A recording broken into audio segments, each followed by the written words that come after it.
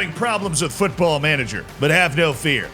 I'm here to help, unless it's a bug, in which case I am not here to help. I can't do anything about that. I think you're just screwed. Today we have lots of scouting and player acquisition issues, an incredible Youth Academy challenge going on, but first, crippling debt. Particularly, Gods Among Us is crippling debt. They're managing Petr Salka in Slovakia, and they said, "Hi Z, longtime listener, first-time caller. I just got promoted to the top flight of Slovakia after 3 years in the second tier with Petr Zalka, or Artemedia Bratislava as some might know them. Unfortunately, the club is financially decimated. Maybe my fault. Maybe. We can't make any assumptions here. It might be their fault, but only maybe. Every year, the club has taken wage budget from me. Now that's infuriating. I've had this happen to me a lot on my Twitch save, which I'm also streaming on the Zealand Live YouTube channel. The board has taken my budget in various portions at 4 separate times, and I am only maybe responsible for the financial struggles of my club. I say I've already made some acquisitions, but I'm worried it's going to take more luck than skill to stay up, despite the media seemingly liking my chances. So you finally battled your way to promotion, and now we take a look at what I am hoping is the media prediction somewhere. You're being a little optimistic. You said the media likes your chances to stay up. They're saying you're supposed to finish at 11th. You get the same odds as Podbrzova. The good news is the league only relegates one team 100%. So all you have to do is be better than the one team that's predicted to be worse than you, Skalica. But it usually doesn't play out that way. Financially, you are $3.5 million in debt, which is, it's amazing you've been able to run up that amount of debt considering your wage budget is only $1 million a year. That is not a lot of money. The highest paid players on $84,500 a year, Jose Cabrera, this Colombian dude. But the issue is that obviously you're not going to be able to bring in a lot of money because when you actually look at the league, the prize money structure is not amazing. I mean, you got to finish in the top 4 to get any money at all, and in that case, you're getting $35,000. So the real money is going to come from being able to qualify for Europe and do something there or selling players. And I'm going to go ahead and hazard a guess that you do not have any players with the type of value that would make them worth selling in this particular situation. You don't. But you do have a center back with 16 pace. You naughty dog. Can I have this guy? Who is this guy? What's his name? Otavio Raboyo. You're paying him nothing. I need to get this guy on my save. Focus! Right, sorry. So your only path right now to be able to actually make money that is going to help you is to win. Staying in the top flight will be good. You get more ticket revenue, you get more sponsorship revenue. Being a top flight team is going to create more financial stability than what you are right now, which is a club that most people are expecting to not be able to sustain as a top flight team. The good news is there is not a lot of money in this league. Now, back in my day, I used to be able to figure this stuff out, but they moved a few things around. Now, there used to be, of course, an entire stats screen in the league section where you would be able to go and look at the wage budgets of the other teams and the general expenditure of those other teams. Now, you haven't played a match yet this season, so it's possible, if I remember the stat page correctly, that that's just not populating yet and doesn't exist, but it doesn't feel like information that is available to the public anymore. So what I'm going to do is go to Skalica, go to their club, and look at their wage budget range. And you see that even the team that you're expected to finish above is spending more money on wages on average than you are, particularly with their top paid players. But even the wages of these teams that you're competing against, if you just poke around and look at a couple of the teams, they're not unbelievably far away. So you should be able to find and acquire players that are going to be able to help your team. At least you'll be able to help your team sustain in the top flight. It's going to be very difficult to try and go and win this league in the first year or anything. It helps that you've had an absolute bomb of a youth intake. I mean, this is kind of crazy. You got a 15-year-old here that's already checking in at 2 stars. I would definitely lean into these guys for the depth on your team. Like, try to build a first team and then lean on those guys to be the players that come in as the backups, because they're locked into an incredibly low depression wage level payment system, where if you're paying $34,000 for backups, you're not going to have the money to be able to go get the starting players that you want. Scouting is obviously very important, but I think in your situation, when you're financially inept, you're not going to be able to buy a nice scouting package to go look all over the world. You need to do manual scouting. You need to trial everybody you can get your hands on. You've got scouted players only ticked. I need you to untick that. Transfer or loan interest on doubtful, and then you need to lock in on trialing any of these people that you can get a nice look at. It looks like you've done some of this already, but I'm not going to lie. I'm looking at your short lists. You got 433 players in a short list called transfer. You shouldn't be buying anyone. Buying who? With what money? Your transfer budget is 0. You should be working free signings and also of course, loans, baby. You gotta have loans, loans, loans.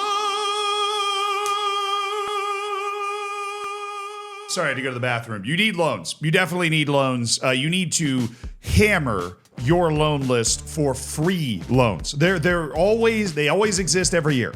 Sometimes it's anytime. Most of the time, it's just on deadline day that you can go through and find these free loan players. Free loan players and that incredible youth academy that you have churning out players will provide all of the depth you need and maybe even a starter or two, and then you spend your entire wage budget putting together a starting 11. Look, 33% of the league makes Europe. Top 4. Well, top 3, actually. So 25% of the league makes Europe. You want to be in that top 25%. It's very hard to break in, but the only path to you getting money is winning matches. Developing your youngsters to potentially be able to sell on as a bonus by using them as the reserves, but you need to win. You need to stay in the league because you're in a situation financially where if you get relegated, the dance might be over, right? This is not a good financial position to be in. You don't want to be sitting there counting on a tycoon takeover either. But there is not such a huge gap when you look at the other teams in your league. This is absolutely possible. And if you spend a lot of time on player acquisition and are very smart about the way that you spend your money, you will be able to build a team that can compete for a European place. Likely this season, right? There is not a massive gap between you and the place that you need to be in the league. And every year you stay in the league, that's just better. For the ticket revenue, for the sponsorships, everything. Sustaining in the league is the most important thing, and being able to push for a European spot that could start to pay off your debt. One conference league group stage, your debt is gone. No player sales, no anything else. One conference league group stage, your debt is gone. And you could absolutely get there out of Slovakia. Why don't I get youth intakes like this? It's insane. Oh, one other thing about youth players. I have noticed, right, and this is just in a long time of playing Football Manager, that these players that maybe don't look as good as they should be to help your team in terms of the attributes themselves, if they have really high potential, not only can they go through explosive periods of growth, they usually play better than their attributes. It's just a thing because they have that ghost of the potential off ahead of them. They usually are able to play at a higher level than what those attributes show. That potential is there, it's just not there all the time. Next, we have Spoder, 4K, managing Wien Wiesbaden. Hey Z, it's my third season in the Bundesliga after making my way up from the Drei Liga. And so far, I think I'm doing quite well. Qualified for Europa League first season, Champions League second season. Past offseason, I really leaned into the Wonder Kids. What I'm most concerned about is my scouting.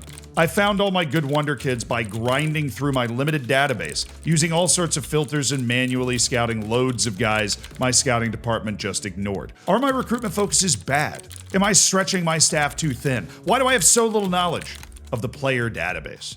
This is an interesting save your save situation because the team is doing very well, but very intelligently. Spoder, if I might say so, very intelligently indeed. You seem to be worried about that next step. Right, because there's a long way in the Bundesliga from making the Champions League to actually winning it. There's a giant whale in the room called Bayern Munich, and sometimes Leverkusen and sometimes Dortmund that are standing in your way.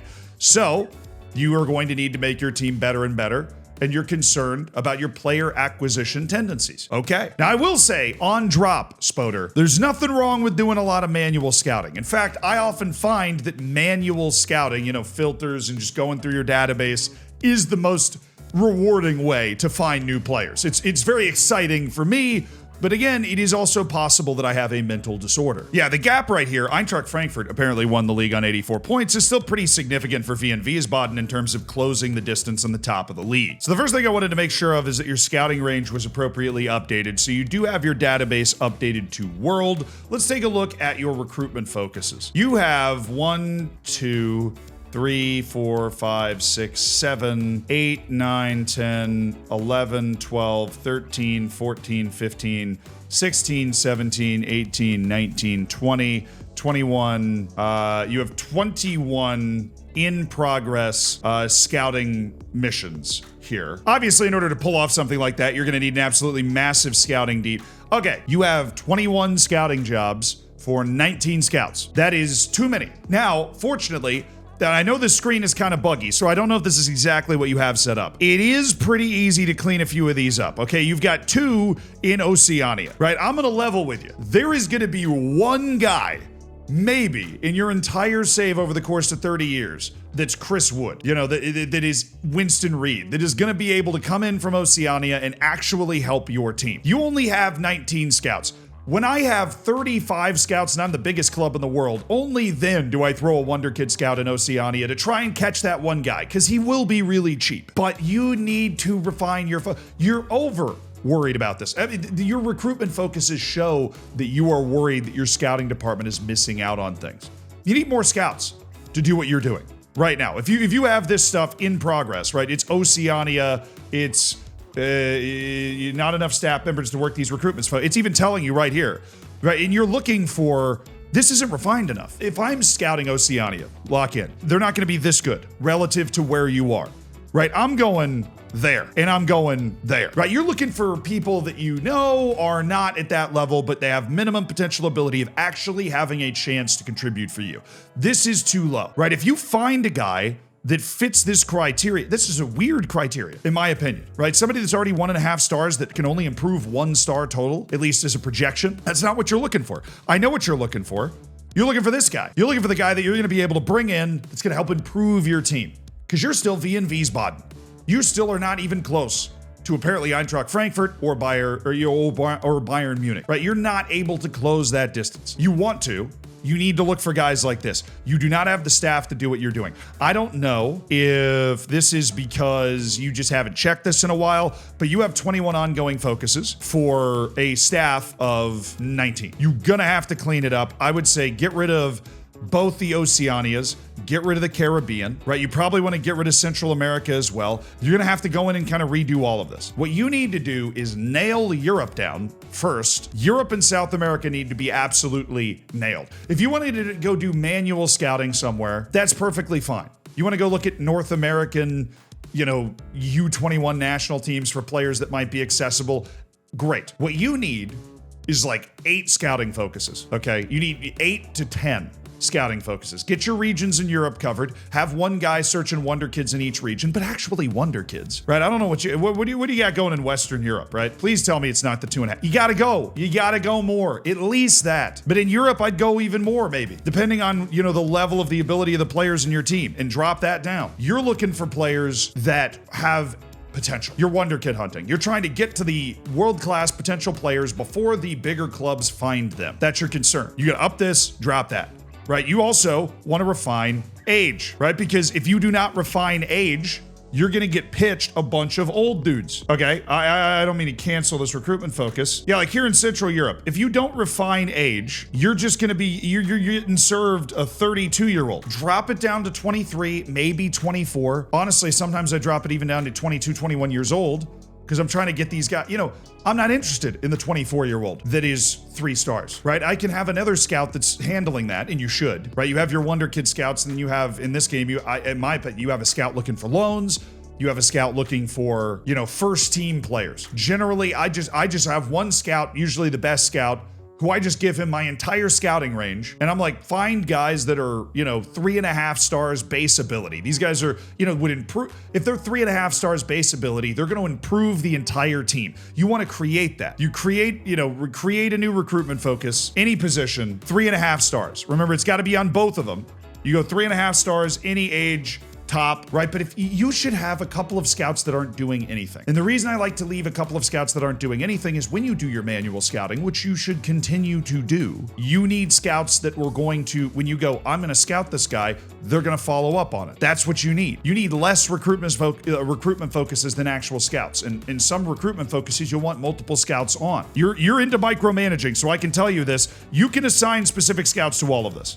You might have already done that. I don't know. But you can assign specific scouts to all of these things. Right now, it's kind of a mess. Go and pick a scout and go, this guy's the North Africa guy. This guy is who we're going to have in Southern Europe. This is the guy that we're going to have in Western Europe. This guy we're going to have in Northern Europe, right? Whatever the regions are, they get swapped around a little bit every year. And you can Google up maps of what those regions are. But you were right to ask about this, because you need a complete rework. You are trying to blanket the world right now. You're trying to blanket the world, and you've got your Bundesliga stuff. Just scout Germany. Your scouts aren't idiots. Always hated scouting leagues. Very rare situations that you want to scout leagues. Scout Germany, looking for Wonder Kids. If you very specifically want to target German wonder kids, you can have one that is just Germany, right? But you do not need Southern Africa is not going to give you the guy. Southeast Asia is not going to give you the guy. You're trying to blanket the world. You don't have the resources to blanket the world yet, and the parameters you're setting just aren't quite right. Now, obviously, you're doing a great job managing this team. There's nothing wrong. There's plenty of time to fix this, and you will. Just, save on the miles, save on the scouting budget, bring more scouts in. You have plenty of money. Ask the board every opportunity you get for more scouts. Hammer them to give you more scouts. Sell players for good value when it comes along so that you can then continue to get more scouts to help you with what you're already doing with your manual scouting. Get all that? Okay. Next! This comes from JLab TV. I'm doing a Youth Academy Challenge save with Bordeaux. Always respect anybody that's doing a Youth Academy Challenge.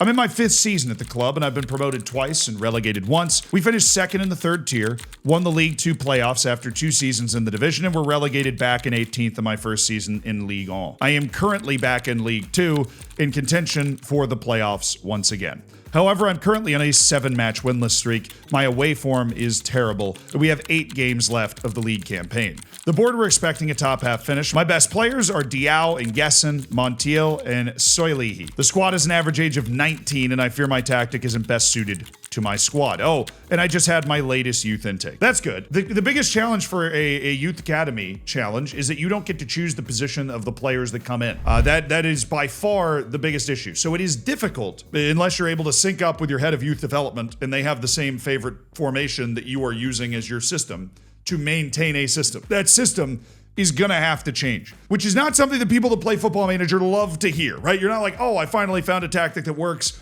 Now I don't have the players for it. I'm gonna have to figure out something else. But yes, this form is bad. It's very frustrating, and you haven't managed to get a clean sheet since the 3rd of January, and it is now March 10th. So I can see the problem is likely sitting in the defensive side of the ball. But I'll be darned if you don't have some good players. Anfan Soilihi, very good. Your defenders are clearly very good. Abdul Nguesson, this guy is a monster. You should be getting set piece goals for free with this. The fact that this guy has no goals shows me that you are not emphasizing set pieces enough. The strength, the jumping reach, and solid heading. This guy, he even has 15 bravery. This guy should be eating. You're missing out on points alone because you're not feeding that guy on set pieces. That's not a problem you asked about. I'm just telling you. Especially considering you have multiple absolute mammoths on the back line. Benjamin Montiel. This guy is also great in the air. He's got solid strength, great jumping reach. His mentality is, pretty good, not great for aerial stuff, and his heading is fine. This guy, neither of these guys have any goals.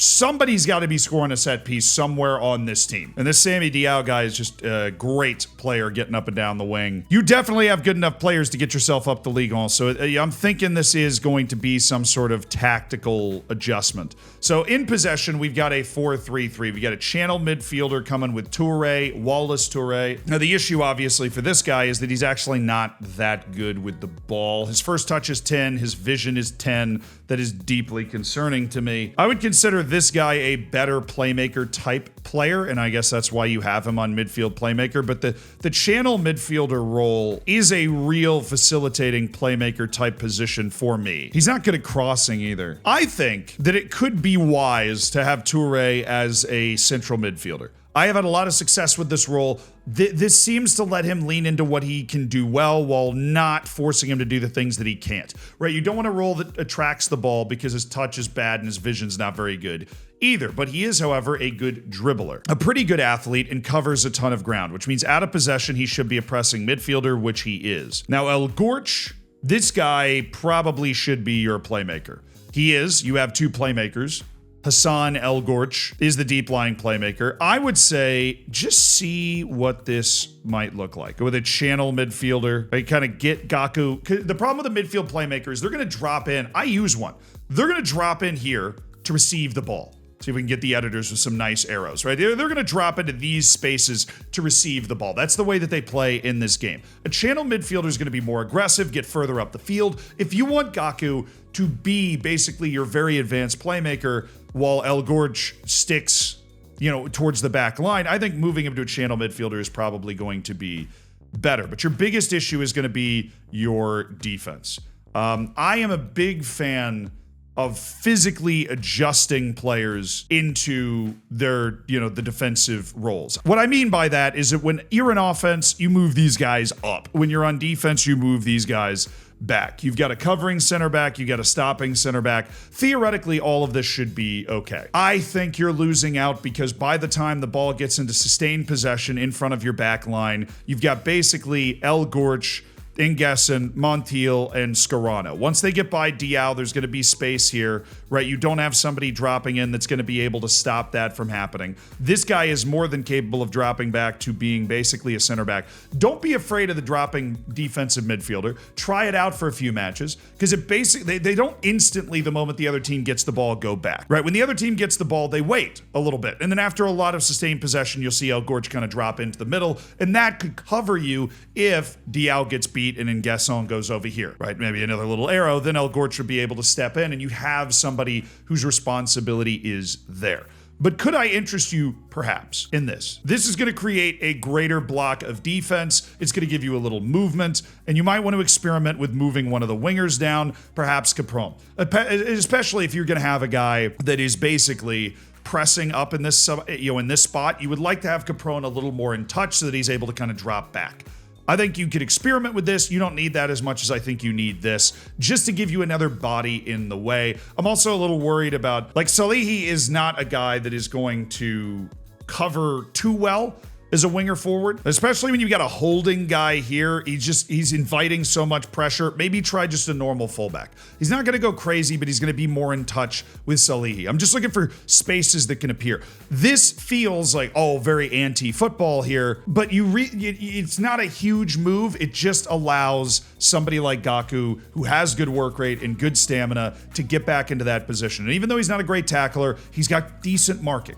Right, and this is a guy that he's smart. He's going to be able to stay near the position of the other team, and you'd probably rather have him on defense than Wallace Touré, who you want to just use the fact that he has great stamina to run around and press and try and cause problems. This defensively is not a great pressing defensive setup. So if you would like to press, then you just do that. That gives you a great pressing front four to put the pressure on the other team, while also giving you this solid defensive four that can at least allow you to push those players out wide. I think this is coming down to tactics. I mean, I don't believe your team's going to be that deep, but in terms of the best players on your team, they're more than good enough to drive your team up into Ligue 1. As this is a youth movement, though, it is worth noting that after your promotion, you're not going to be able to go out and sign a bunch of guys, and you will be a, bottom half team at that point. So this tactical evolution is just going to be the beginning, and you'll need something new if you're able to get promoted. But at least these adjustments should be able to get you to the playoff. Next! Hello, Z. Managing Palermo, and after a rough time in Serie B, we are about to start our third season in Serie A. We managed to get to Europe with great home form, finishing 6th. The issue I have is related to recruitment. Feel like you might already learned a thing or two. Well, let's see. Feel like I struggle to find players to sign despite the relatively good budget we're able to generate.